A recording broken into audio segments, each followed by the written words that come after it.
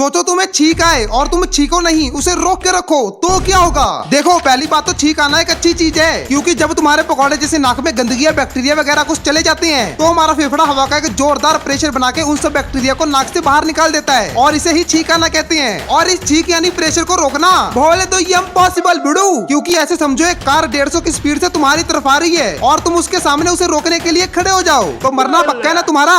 इसी तरह छींक का प्रेशर भी 160 किलोमीटर पर आवर की स्पीड से आता है और जब तुम मुंह से नहीं छींकोगे तो अंदर बना प्रेशर कहीं ना कहीं से तो निकलेगा ही। तो ये सबसे पहले तुम्हारे कान से निकलेगा, कान से भैया, मेरे कान से निकलेगा। पर्दे फट जाएंगे, कान के बहिरे हो जाओगे, गला भी इतना हाई प्रेशर झेल नहीं पाएगा और फट जाएगा। लेकिन फिर भी हो सकता है कि इस फटाफटाई में तुम टपको नहीं, पर चांस हाई है।